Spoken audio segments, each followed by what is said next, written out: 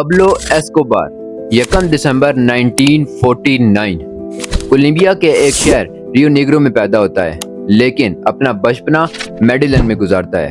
اس کا باپ ایک غریب کسان تھا جو دن رات محنت کرتا، اور اس کی والدہ ایک اسکول ٹیچر تھی۔ یہ ایک غریب خاندان میں پیدا ہوا، لیکن اس نے یہ ٹھان لی تھی کہ میں بڑا ہو کر ایک طاقتور اور مضبوط انسان بن جاؤں گا۔ اس نے اسی وقت اپنے آپ سے ایک وعدہ کیا کہ میں 25 سال کی عمر تک ایک امیر ترین اور طاقتور انسان بن جاؤں گا، ورنہ اپنے آپ کو گولی مار دوں گا۔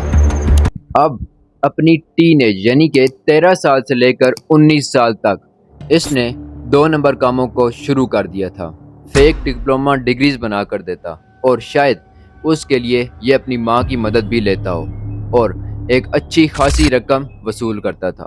اس کے علاوہ چوری ہوئی گاڑیوں کو سمگل کرنا اور جعلی لاٹری ٹکٹ بنا کر دینا، اور یہ پبلو ایسکوبار کی کرائمز کی دنیا میں صرف ایک انٹری تھی۔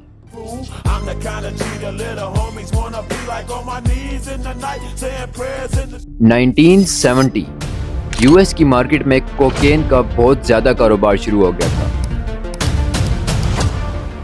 اور پبلو ایسکوبار نے موقع سے فائدہ اٹھاتے ہوئے اس میں بھی اپنا قدم رکھ دیا۔ اس نے شروع میں چھوٹے چھوٹے سپلائرز اور ڈیلرز کے ساتھ کام کرنا شروع کیا، لیکن جب اس کو پتہ چلا کہ یہ بہت ہی زیادہ فائدہ مند ہے تو اس نے بڑے بڑے ٹرانسپورٹرز، ڈیلرز، اسمگلرز اور سپلائر کے ساتھ کانٹیکٹ کیا اور ایک امپائر کھڑی کر دی جس کا نام تھا میڈیلن کارٹل۔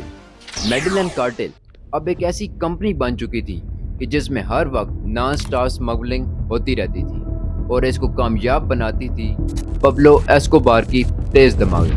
سب سے پہلے اس نے مچھلی کی پیٹ کے اندر کوکین بری اور اسمگل کرتا رہا، لیکن کچھ ہی عرصہ بعد یہ بات پولیس اور کسٹم کو پتہ چل گئی اور اس نے اپنا طریقہ بدل دیا۔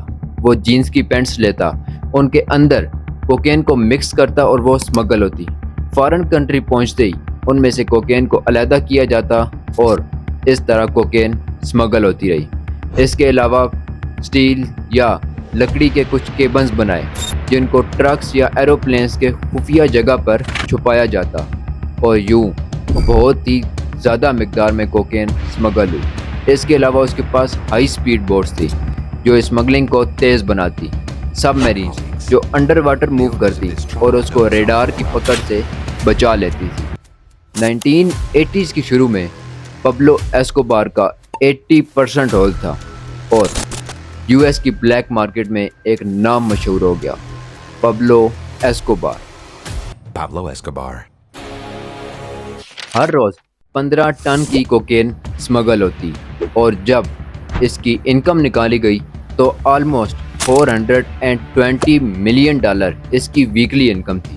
جب اس کی نیٹ ورک نکالی گئی تو کولمبیا کی ساری نیٹ ورک ایک طرف اور پبلو ایسکوبار کی نیٹ ورک ایک طرف رکھی گئی، تو اس کے باوجود بھی پبلو ایسکوبار کی انکم زیادہ تھی۔ اس کے بعد اس نے اپنے لیے پرائیویٹ جیٹس، لگژری ہاؤس، ہیلی کاپٹر، سب میرینز اور زو بنائے، اور اس زو میں ڈفرینٹ اینیمل جیسے ایلیفینٹ، گراف اور یونیک برڈز رکھے۔ ان سب کی حفاظت کے لیے اس نے 500 لوگ رکھے جن کو ویکلی $1 ملین دیا جاتا تھا۔ ان سب کے بعد ایسکوبار اور گورنمنٹ کے اندر ایک لڑائی جھگڑا شروع ہو جاتا ہے، تو ایسکوبار اپنے آپ کو گورنمنٹ یا کسی پولیٹکس پارٹی کے اندر شامل کرنے کی کوشش کرتا ہے تاکہ ان سب سے بچا جا سکے۔ 1982 ایسکوبار ایک پولیٹکس پارٹی میں شامل ہوتا ہے، لیکن کچھ پولیٹیشین اس کو ایکسپوز کرنے کی کوشش کرتے ہیں، جیسے کہ روڈریگو لارا۔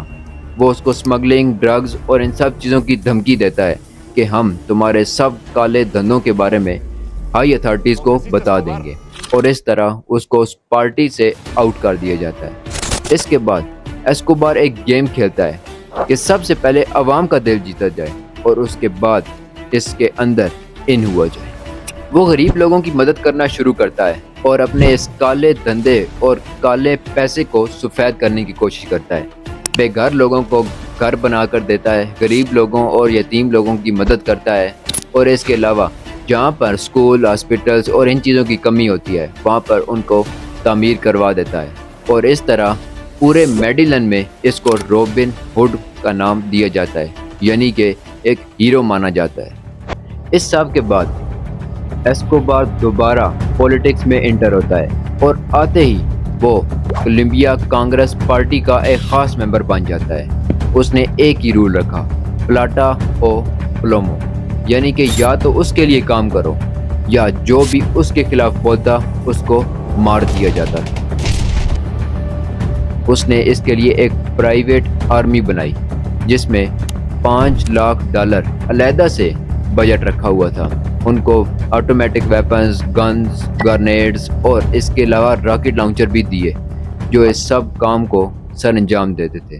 بہت سے پولیس آفیسر، ججز اور پولیٹیشین کو قتل کروایا گیا، ان کی فیملیز کو کڈنیپ کیا اور اس کے علاوہ پبلک پلیسز پر بھی بم بلاسٹ ہوئے۔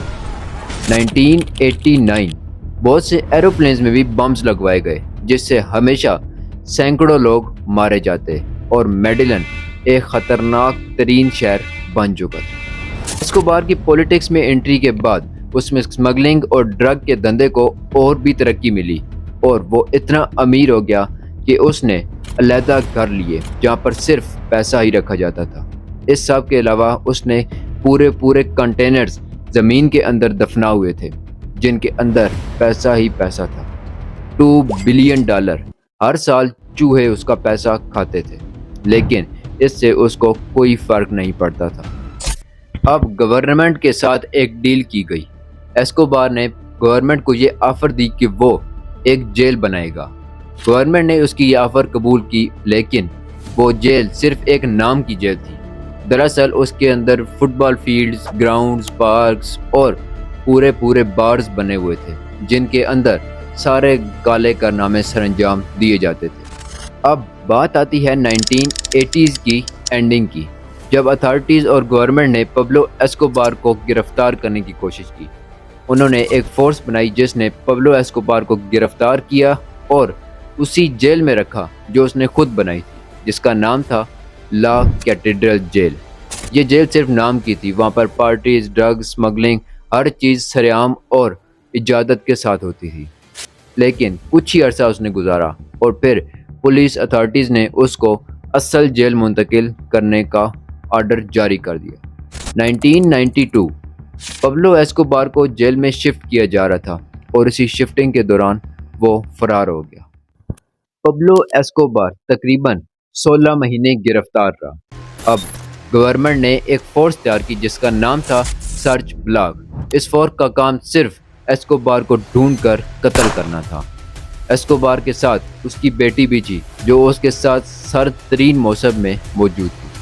سردی کی وجہ سے اس کی بیٹی کو ٹھنڈ لگ رہی تھی اور ایسکوبار نے $2 ملین کو آگ لگا دی صرف اپنی بیٹی کو سردی سے بچانے کے لیے۔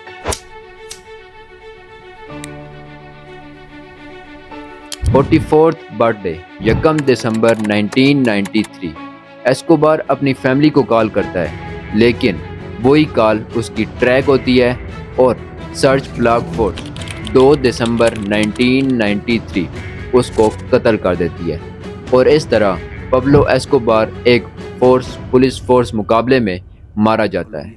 لیکن جو لوگ اس کو ہیرو مانتے تھے وہ یہی بات کہتے رہے کہ پبلو ایسکوبار نے خودکشی کی ہے تاکہ اس کو پولیس پکڑ نہ لے۔